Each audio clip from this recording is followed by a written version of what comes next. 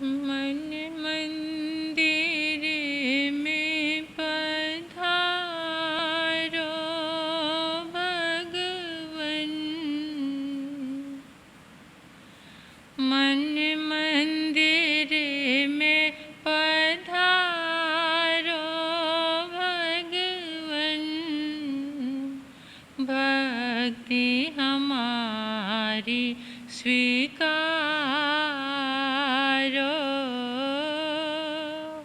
भक्ति हमारी स्वीकारो। भवसागर से उबारो भगवन, भवसागर से उबारो भगवन, भक्ति हमारी स्वीकारो, भक्ति हमारी स्वीकारो। अंतर में युग युग से सोए,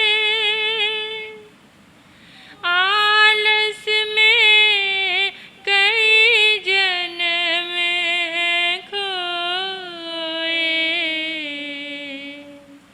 अंतर में युग युग से सोए, आलस में कई जन्म खोए। अब तो जन्म सुधारो भगवन, अब तो जन्म सुधारो भगवन, भक्ति हमारी स्वीकारो, भक्ति हमारी स्वीकारो। मन मंदिर में पधारो भगवन, मन मंदिर में पधारो भगवन, भक्ति हमारी स्वीकारो, भक्ति हमारी स्वीकारो। राग द्वेष की ग्रंथि तोड़े,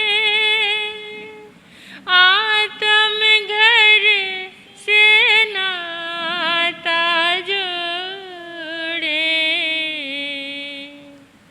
राग द्वेष की ग्रंथि तोड़े, आत्म घर से नाता जोड़े। मन का मैल निवारो भगवन, मन का मैल निवारो भगवन, भक्ति हमारो,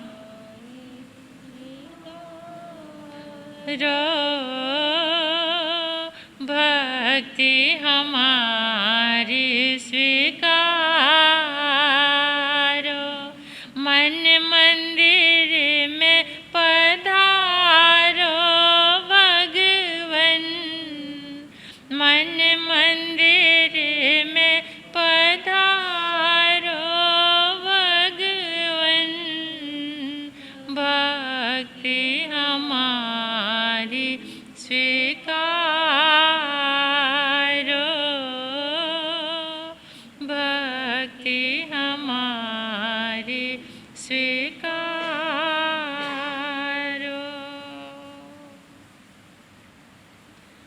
अनंत अनंत मैत्री के मसीहा दया और करुणा के अवतार परम पिता परमात्मा प्रभु महावीर के चरणों में कोटिश्य वंदन नमन। अरिहंत परमात्मा श्री मंदिर स्वामी भगवान के पावन चरणों में कोटिश्य वंदन नमन। परम दयालु परम कृपालु कर्नाटक गज केसरी आराध्य गुरुदेव के चरणों में कोटिश्य वंदन नमन। तप का दिव्य वरदान देने वाले मम आराध्य गुरुवरिया श्री प्रवेश कुमारी जी महाराज साहब के चरणों में कोटिश्य वंदन। 311 उपवास द्वारा जिन शासन की दिव्य प्रभावना करने वाले तपाचार्य तप चक्रेश्वरी उप परवर्तनी गुरनी मैया श्री मोहन माला जी महाराज साहब के चरणों में कोटिश्य वंदन नमन। मेरे जीवन पर अनंत उपकार करने वाले धर्म का दिव्य दान देने वाले आइम्बिल तप आराधिका दक्षिण तप ज्योति आराध्य गुरनी मैया डॉक्टर श्री पुनीत ज्योति जी महाराज साहब के चरणों में कोटिश्य वंदन नमन। स्नेहिल प्रिय छोटी साध्वियाँ, इस पावन प्रांगण में आए परमात्मा के प्यारे प्यारे भक्तों, हृदय के आंगन में आप सभी का स्वागत करती हूँ। अभिनंदन करती हूँ आप सभी की श्रद्धा का, अनुमोदन करती हूँ आप सभी के सुंदर भावों का, दिल से आपको धन्यवाद देती हूँ। इस आधुनिक युग में, इस व्यस्तम युग में आपने धर्म के लिए, धर्म प्रांगण के लिए समय निकाला। आपका बहुत बहुत शुक्रिया, आभार, धन्यवाद। आप भी एक बार अपने उपकारी जनों का, अपने सहयोगी जनों का, जो आपके जीवन में प्रेरणादायक बने हुए हैं, दिल से आंखें बंद करके मुस्कुराते हुए उनका धन्यवाद अदा करो। चेहरे पर मुस्कान लाकर, दिल में पहुंचकर अपने उपकारी जनों का धन्यवाद अदा कीजिए, शुक्रिया अदा कीजिए, कृतज्ञता ज्ञापित कीजिए। चातुर्मास की ये पावन वेला आप सभी के लिए आनंददायी हो, सुखदायी हो, मंगलदायी हो। आपका जीवन आध्यात्मिक और लौकिक संपदा से संपन्न बने। ये चातुर्मास मेरे समाज के प्रत्येक परिवार के लिए आध्यात्मिक शक्ति का वर्धन करने वाला बने। आपकी लगन परमात्मा के साथ जितनी धन के साथ है, उतनी ही परमात्मा के साथ बैलेंस करना जीवन में। ये चातुर्मास आपके जीवन में बैलेंस करे। जितना भौतिकता से प्यार है, उतना ही प्यार धर्म से, परमात्मा से, परमात्मा की वाणी से, धर्म स्थान से, गुरु भगवंतों से आपका प्रेम बढ़े, जो आपके जीवन में सुख देने वाला बने। चातुर्मास क्या है? चातुर्मास मन में आता होगा, किसी ना किसी के ये भाव उठते ही रहते हैं कि धर्म करने के लिए सिर्फ चौमासा ही क्यों, हर दिन धर्म क्यों नहीं हो सकता? ये चातुर्मासिक व्यवस्थाएं किस लिए? ऐसा कभी सोचते हैं आप? फिर इतनी लंबी सी लिस्ट तैयार कर देते हैं महाराज साहब, चातुर्मास में हरी सब्जी का त्याग करो, कंदमूल का त्याग करो, ज़्यादा से ज़्यादा प्रवचन सुनो, तप करो, जप करो, त्याग करो। ये क्यों? किस लिए? और दिनों में भी तो हो सकता है, हो सकता है। फिर ये चातुर्मासी क्यों और क्या है ये चातुर्मास? हाँ जी, बहुत अच्छा कि चातुर्मास में ज़्यादा वर्षा होती है, जीवों की उत्पत्ति होती है, एक ही स्थान पर मतलब रह कर के धर्म ध्यान किया जाए, आराधना की जाए, ये चातुर्मास का महत्व है। ठीक है आपकी बात, बहुत अच्छा। 4 महीने वर्षा ऋतु के, आषाढ़, सावन, भादो और आसोज कार्तिक, है ना। तो इन महीनों में ये वर्षा ऋतु के महीने गिने गए हैं, बारिश के। लेकिन बारिश तो कब होती है? सावन भादों में ही होती है ज़्यादा बारिश, तो बाकी महीनों में तो होती नहीं। लेकिन हो सकता है जिस समय प्राचीन काल से ये व्यवस्था प्रारंभ हुई हो, वैसे वर्षा ऋतु के ये 4 महीने गिने गए हैं। तो उस समय जैसे जैसे युग का परिवर्तन होता जाता है, जैसे जैसे युग आगे बढ़ता जाता है, वैसे व्यवस्थाएं और प्रकृति, मौसम, सब चीज़ें थोड़ा थोड़ा चेंज होती जाती है। और जैसे जैसे ये पंचम काल आगे की ओर बढ़ रहा है, जैसे हमारे शास्त्रों की आगम की वाणी है, परमात्मा की वाणी है, तो धीरे धीरे इसमें विघटन आएगा। विघटन यानी दुख ज़्यादा बढ़ेगा और सुख की कमी होती जाएगी। जो वर्षा ऋतु की व्यवस्थाएं थी वो आज पहले जैसी नहीं है। जो धरती में जिस तरह से अन्न की उत्पत्ति करने की मधुर मिठास चीज़ें ये थी, ये आज सब चीज़ें थोड़ा सा बदल गई हैं, चेंज हो गई हैं। तो 4 महीने के लिए प्राचीन परंपरा चली आ रही है। हमारे आचार्यों, भगवंतों ने इसे व्यवस्थित किया कि सभी धर्मों में इस चातुर्मास की व्यवस्था है। कोई भी धर्म हो, चाहे वो सनातन धर्म है, चाहे वो बौद्ध धर्म है, चाहे वो वैदिक धर्म है, चाहे वो जैन धर्म है, कोई भी धर्म है, उस धर्म में चातुर्मास की व्यवस्था है। और सभी धर्मों के जो संत हैं वो 4 महीने के लिए अपनी विहार यात्राओं को स्थगित करके 4 महीने एक जगह रहते हैं। यानी विहार यात्रा को विराम लग जाता है और 4 महीने ये विश्राम के शुरू हो जाते हैं। तो इन 4 महीनों में पहले के समय में ऐसा होता था कि जो देखिए आज तो साधु संत के चातुर्मास ज़्यादातर शहरों में होते हैं, और पहले कहाँ पर होते थे? और जनता भी ज़्यादा कहाँ रहती थी? गांव में रहती थी। और गांव की सड़कें क्या होती थी? कच्ची होती थी। वहाँ पर मकान भी क्या होते थे? कच्चे होते थे। तो जहाँ पर कच्ची मिट्टी होगी, बरसात के कारण वहाँ जीवों की उत्पत्ति ज़्यादा होगी।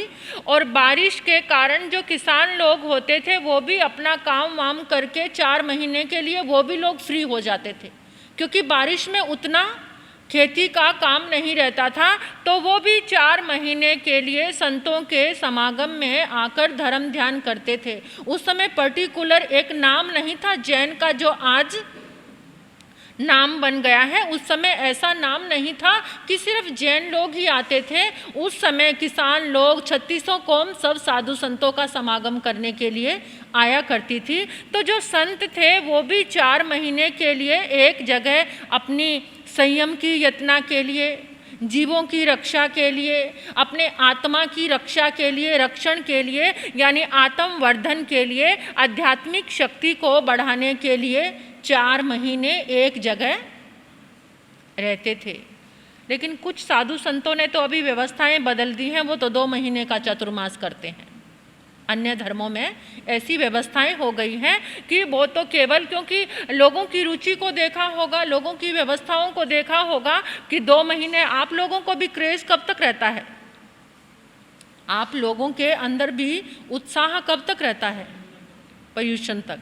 कभी कभार तो मैं कहती हूँ कि चातुर्मास पर्युषण तक ही होना चाहिए, क्योंकि उसके बाद तो ठन पाल, हाँ, उसके बाद धर्म स्थान खाली नजर आते हैं। मतलब जो उत्साह उमंग है वो केवल संवत्सरी तक ही है, उसके बाद नहीं है। लेकिन ऐसी बात नहीं है, कुछ लोग अभी भी ऐसे हैं जो धर्म आराधना के लिए हर समय तैयार रहते हैं, हर समय आने के लिए उनके मन में उत्साह है। क्योंकि धर्म स्थान की देखिए, आप ये सामायिक घर में भी कर सकते हैं, लेकिन आपके घर की एनर्जी में और यहाँ की ऊर्जा में दिन रात का अंतर है। धर्म स्थान में आते ही मन शांत होता है और घर में रहकर क्योंकि घर में हर एक व्यक्ति की अपनी अपनी एनर्जी है, अपनी अपनी ऊर्जा है, अपनी अपनी तरंगे हैं, और वो तरंगे कहाँ समाती हैं? कल भी मैंने कहा था कि और सब कुछ चेक करते हैं, घर की एनर्जी को चेक नहीं करते, तो सारी एनर्जी इकट्ठी होकर क्या, और धर्म स्थान में आते हैं तो कोई भी व्यक्ति आता है ये सोचता है ज़्यादा ना सही मैं एक माला तो कर लूँ आकर के। चाहे वो मंदिर है, कोई धर्म स्थान है, तो वहाँ की जो ऊर्जा होती है वो शांति प्रिय होती है। वहाँ की जो ऊर्जा है हमारे मन को शांत करने वाली होती है। वहाँ की जो ऊर्जा होती है वो अपने आप ही, इसलिए कहा है, और कितनी जगह तो आज भी ऐसी हैं कि जहाँ पर संत नहीं है लेकिन लोग आकर सामायिक करते हैं, जाप करते हैं। कितने अच्छे हैं वो लोग, कितनी लगन है उनके अंदर, कितना धर्म स्थान के प्रति उनके मन में प्यार है।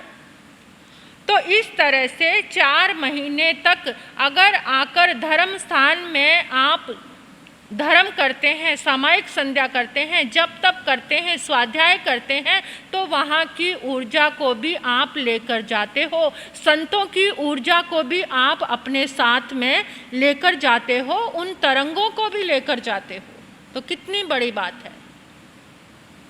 अब बात आती है 4 महीने की व्यवस्था, तो पता चल गया कि ये चौमासा क्या है।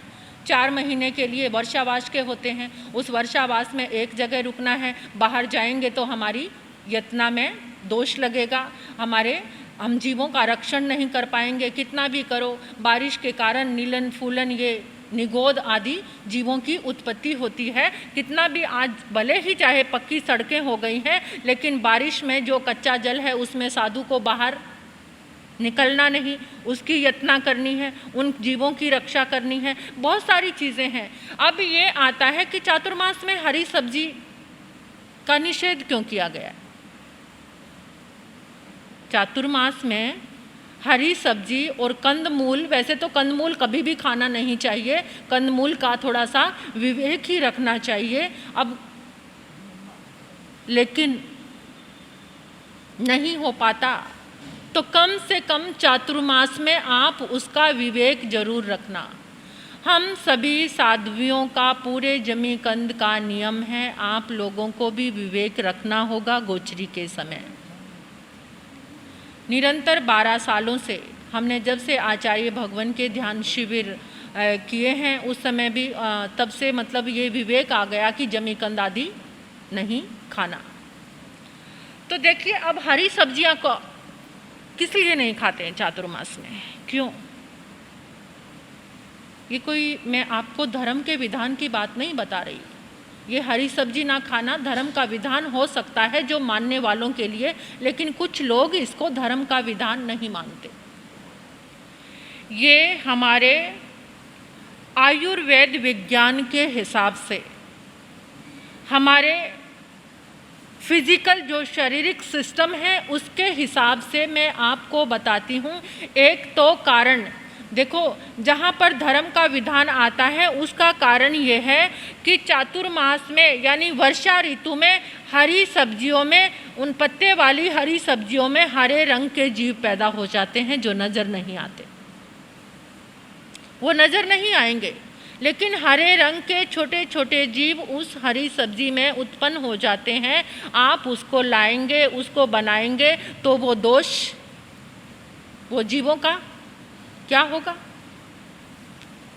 उन जीवों का रक्षण नहीं कर पाए, उन जीवों का वध हो जाएगा, उन जीवों को हम हानि पहुंचाएंगे, उन जीवों के हम घातक बन जाएंगे। और दूसरा, जो हरी पत्ते वाली सब्जियां होती हैं उसमें ज़्यादा क्या होता है? पानी होता है। हरी पत्ते वाली सब्जियां होती है ना जितनी, उसमें ज़्यादा नमी होती है, पानी होता है। और वर्षा ऋतु में वैसे भी वातावरण में क्या रहती है? नमी होती है। और हमारे अंदर भोजन को पचाने के लिए जो हमारा डाइजेस्टिव सिस्टम होता है वो सिस्टम कमज़ोर हो जाता है वर्षा ऋतु में। कारण कि हमारे अंदर भोजन को पचाने की जो जठरा अग्नि है वो जठरा अग्नि मंद हो जाती है। मैं ये साइंटिफिक वे से और आयुर्वेद विज्ञान की दृष्टि से आपको बता रही हूँ, किसी समय इंसान देखिए ऐसा होता है कि वो मतलब धर्म करने के लिए कुछ नहीं करना, लेकिन अपने शरीर को स्वस्थ रखने के लिए इंसान कुछ भी कर सकता है। तो जिस समय हमारी जठरा अग्नि कमजोर होती है, जठरा अग्नि मंद पड़ जाती है, तो हम ज़्यादा पानी वाली सब्जियां, पानी वाला भोजन, ये पानी वाले फल आदि खाएंगे तो उससे क्या होगा? गर्मी में, जिस समय गर्मी पड़ती है उस समय आप तरबूज आदि का सेवन करते हैं, खरबूजा आदि जो पानी वाले फल, क्योंकि उस गर्मी के कारण हमारे अंदर से क्या हो जाता है? पानी की कमी हो जाती है। पानी की कमी के कारण जो वो फल है वो हमारे अंदर पानी की पूर्ति करते हैं, पानी की कमी को पूरा करते हैं। लेकिन आज जो ये वातावरण में नमी है, ये लॉजिक है आपके जीवन को सुरक्षित करने के लिए, हमारे पेट के सिस्टम को ठीक करने के लिए, हमारे शरीर को ठीक करने के लिए। इसलिए चातुर्मास में हरी सब्जियां कम खानी चाहिए, क्योंकि जितनी ज़्यादा पानी वाली, देखो एक तो जीवों का रक्षण हो जाएगा, क्योंकि जितने हरे पत्ते वाली सब्जियां होंगी उनमें वैसे ही जीव उत्पन्न होते हैं, तो उनका त्याग करेंगे। ज़्यादा ना सही, कम से कम तिथियों में त्याग कर लो। अब तिथियों का क्या महत्व है ये आज मैं आपको बता नहीं पाऊंगी, क्योंकि समय बहुत हो जाएगा। तो तिथियां हम क्यों मनाते हैं इसके ऊपर भी थोड़ा सा प्रकाश डाला जाएगा और आपको तिथियों का महत्व पता चलेगा। और सब तिथियों का जो भी सिस्टम है वो हमारे शरीर से जुड़ा हुआ है। वो हमारा जो ये यंत्र है, इस यंत्र से हर तिथि का, हर ग्रह नक्षत्र का जो सिस्टम है वो हमारे साथ जुड़ा हुआ है, हमारे से बाहर कुछ भी नहीं है। तो देखिए, इसलिए चातुर्मास में हरी फल और सब्जियों का त्याग किया जाता है, ताकि जिस समय ये जठरा अग्नि ठीक हो जाती है उस समय ही पाचन क्रिया ठीक रहती है। पाचन क्रिया ठीक रहती है तो हम इन फल सब्जियों को पचा सकते हैं। हर एक ऋतु के हिसाब से कौन से महीने में कौन सी सब्जी खानी चाहिए, कौन सी ऋतु में कौन सा फल खाना चाहिए, कौन सी ऋतु में कौन सा अनाज खाना चाहिए, ये हमारे प्राचीन मनीषियों ने, प्राचीन आचार्यों ने, प्राचीन जो हमारे वेद शास्त्रों के ज्ञाता थे उन्होंने सब कुछ निर्धारित किया था। लेकिन आज वो सिस्टम खत्म हो गया है। आज तो हर चीज़ हर समय अवेलेबल है ना। कोल्ड स्टोर से हर चीज़ आपके पास आती है। पहले ऋतु का इंतज़ार करते थे, आम आने का इंतज़ार करते थे, और आज तो आम आपको 12 मास मिलेगा, हर एक फल सब्जी। लेकिन उसमें वो रस, उसमें वो एनर्जी नहीं है। जैसे सर्दी में अनाज में मक्का की रोटी या बाजरे की रोटी वो कब खाई जाती थी? सर्दी के मौसम में। लेकिन आज, क्योंकि जो समय जिस मौसम में जो अनाज जो फल खाया जाए वो शरीर को स्वस्थ रखने की चीज़ थी। ये स्वास्थ्य विज्ञान की बात थी कि स्वास्थ्य विज्ञान क्या कहता है। इसलिए, और ये कंदमूल जो हैं, अगर धर्म की दृष्टि से देखा जाए तो सुई के अग्रभाग पर जितना ये जिमीकंद आता है उसमें अनंत काय जीव है। एक आलू है ना, एक आलू में कितने जीव हैं पता है आपको? एक आलू के अंदर से सारे जीव कबूतर बन जाएं तो ये पूरा ब्रह्मांड ठसाठस भर जाएगा, ठसाठस। इतने ज़्यादा जीव हैं। और दूसरी तरफ से वो तामसिक भोजन में भी आता है। तामसिक भोजन में कैसे आता है? धरती के नीचे जिसको सूर्य की ऊर्जा नहीं मिलती, वहाँ तमस, अंधकार में जिसका जन्म हो। आलू और ये प्याज आदि जो भी चीज़ें हैं, जो भी जिमीकंद हैं, वो कहाँ पर उत्पन्न होते हैं? अंधकार में। उनको सूर्य की रोशनी नहीं मिलती, उनको हवा पानी कैसा मिलता है? पानी तो मिलता है, लेकिन बाहर की हवा। इसलिए बहुत ज़्यादा उनके अंदर तमस शक्ति है। हमारे जीवन को तमस की ओर ले जाने वाला, या तो बहुत ज़्यादा साधना हो, उसको खाकर पचा लिया, क्या किया? साधना इतनी ज़्यादा है कि उसको खाया और पचाया। लेकिन आज के इस भौतिक युग में उतनी साधना, उतनी खाकर पचाने की शक्ति नहीं है। इसलिए चातुर्मास एक ऐसी विधि हमारे को दी है हमारे आचार्यों ने। और देखिए, द्रव्य, क्षेत्र, काल और भाव, ये परमात्मा प्रभु महावीर ने कहा है। द्रव्य कैसा होना चाहिए, क्षेत्र कैसा हो, काल कौन सा हो और भाव, ये 4 चीज़ें हैं। तो ये चातुर्मास का नेचुरल द्रव्य, क्षेत्र, काल, भाव ऐसा बन जाता है, ये चारों चीज़ें ऐसी जुड़ जाती हैं कि अपने आप ही धर्म करने में एक उत्साह सा आता है। चौमासे में आता है ना, एक लगन सी जाग जाती है, क्योंकि इस समय में चारों तरफ जो एनर्जी रहती है, ऊर्जा रहती है, वो धर्म ध्यान की रहती है। इस चारों महीने की ऊर्जा कुछ और महीनों से अलग होती है। जो आपके कार्य व्यापार होते हैं, शादी विवाह आदि चीज़ें होती हैं, वो इन महीनों में कम होती हैं। इंसान ने सारा अतिक्रमण तो कर दिया है, लेकिन जो विधि विधान, जो प्राचीन मान्यताएं, परंपराएं, जो चीज़ें बनाई थी, वो कुछ ना कुछ सोचकर ही बनाई थी। तो उनको अगर आज भी हम फॉलो करते हैं, तो ये जो चातुर्मास आया है, इस चातुर्मास में आज हमें कुछ, अभी छोटी साध्वी ने बताया आपको, गौतमी जी ने, कि क्या लक्ष्य आपको निर्धारित करना है। आपको एक संकल्प लेना है कि मैंने 4 महीने इस तरीके से आराधना करनी है, मैंने 4 महीने तक संत समागम को छोड़ना नहीं है, मैंने 4 महीने गुरु चरणों में आना ही आना है, धर्म स्थान की ऊर्जा को लेना ही लेना है। ऐसी प्रतिज्ञा करेंगे आप? ऐसी प्रतिज्ञा करके जाएंगे? जब भी करेंगे तब भी करेंगे, जैसे शरीर में हमारे शक्ति है वो सब हम करेंगे। और इस चातुर्मास में जितना ज़्यादा हो सकता है हम संत समागम से वंचित नहीं रहेंगे। संत समागम का क्या लाभ है, ये कल मैं आपको बताऊंगी। कल क्या है? कल क्या है? गुरु पूर्णिमा। कल क्या है? तो गुरु पूर्णिमा आपने कहाँ मनानी है? कहाँ पर? कल के दिन तो गुरुओं के पास मेले लगे होंगे। जो अजैन है, सनातन धर्म है, वहाँ तो गुरु पूर्णिमा की पूजा।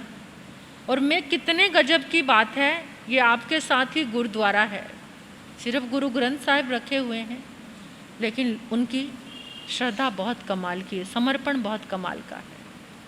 और मैंने देखा है सनातन धर्म में लोग आकर कितनी बार चर्चा करते हैं, गुरु उनको एक नज़र उठाकर देखते भी नहीं। हम तो आप सब आते हैं तो बात करते हैं, आपका नाम ठाम पूछते हैं, आपका घर पूछते हैं, आप सामायिक करते हो, संध्या करते हो, क्या करते हो, ये सब बातें पूछते हैं। लेकिन वहाँ पर तो गुरु एक नज़र उठाकर भी नहीं देखता। फिर भी भीड़ आती है कि गुरु का एक शब्द हमारे कान में पड़ गया तो हमारा जीवन, ऐसी श्रद्धा आ जाए तो गुरु के प्रति, ऐसा विश्वास आ जाए तो। हमारे पास वो श्रद्धा नहीं है, लेकिन फिर भी मैं कहूँगी कि कल क्या है? गुरु पूर्णिमा है। गुरु का महत्व जानना, संत के पास आने का महत्व क्या है, ये आपको पता चलेगा कि क्या है। एक बार तुम संत के पास आए, तुम सुन के दंग रह जाओगे, हैरान रह जाओगे कि ऐसा भी होता है। जो आपको दुनिया की किसी भी चीज़ में नहीं मिल सकता, वो गुरु के दरबार में आकर आपको मिल सकता है।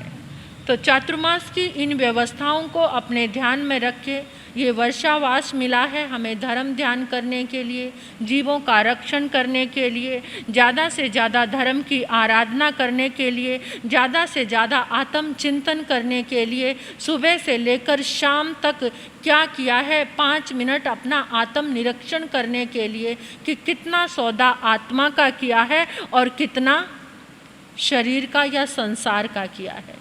जन्म जन्मांतरों से यही करते आ रहे हैं, लेकिन 5 मिनट निकालकर सुबह से लेकर शाम तक या दिन के 24 घंटों में आत्मा की कितनी बात हुई है, कितना अच्छा स्वयं के लिए किया है। स्वयं यानी मैं कौन है? मैं कौन? शरीर या आत्मा, आप कौन हो? आप शरीर हो या आत्मा हो? हाँ, आत्मा हो, शरीर भी तो हो, दोनों चीज़ें हैं, दोनों ही चीज़ें हैं ना। शरीर माध्यम मिला है करने का, मन वचन और काया ये हमें ये माध्यम मिले हैं, ये निमित्त मिले हैं आत्मा को। इन 3 निमित्तों से हम सब कुछ कर सकते हैं। ये शरीर हमारा निमित्त है, ये निमित्त मिला है हमें। इस निमित्त से हमें क्या करना है? और जिस समय तुम आत्मा के नज़दीक आते जाओगे, तुम इतना सहज होते जाओगे, तुम्हारे अंदर से अपने आप ही ईर्ष्या भाव खत्म होने लगेगा, अपने आप ही द्वेष खत्म होने लगेगा, अपने आप ही राग कम होने लगेगा, अपने आप ही दूसरे के प्रति शिकायतें मिटने लगेंगी। जब तुम अपनी आत्मा के नज़दीक आओगे, सबसे ज़्यादा हम परेशान क्यों हैं? हम इतना शिकायतों से भरे हुए हैं, इतनी शिकायतें हैं हमारे मन में एक दूसरे के लिए। वो क्यों है? क्योंकि हम आत्मा के पास नहीं आए, हमने आत्मा को नहीं जाना। आत्मा को जानना है। कैसे जानना है? ये रोज प्रवचन के माध्यम से आपको सीखने को मिलेगा, और भी बहुत सारी चीज़ें सीखने को मिलेंगी। भोजन कैसे करना है, पानी कैसे पीना है, किस तरह से अपने विचारों को संयमित करना है, किस तरह से हम सहज जीवन जी सकते हैं, किस तरह से हम अपने क्रोध को शांत कर सकते हैं। तो ये सब आपको सुनने को ज़रूर मिलेगा। मैंने तो बहुत सारा टाइम ले लिया और सुई को देखा भी नहीं, क्योंकि घड़ी को जब तक नहीं देखें तब तक हमें प्रेरणा नहीं मिलेगी। अब गुरनी जी महाराज साहब के मुखारबिंद से गुरनी जी महाराज साहब बहुत सुंदर व्याख्या करते हैं चातुर्मास की, लेकिन उनके गले में इतनी तकलीफ़ है, वो बोला भी नहीं जा रहा। थोड़ा थोड़ा स्वास्थ्य भी उनका नरम है, लेकिन फिर भी उनके अमृत 2 बोल आप सुनेंगे तो आपका सद्भाग्य होगा। इसी के साथ ओम शांति। पुण्य चातुर्मास की बधाई आप सबको।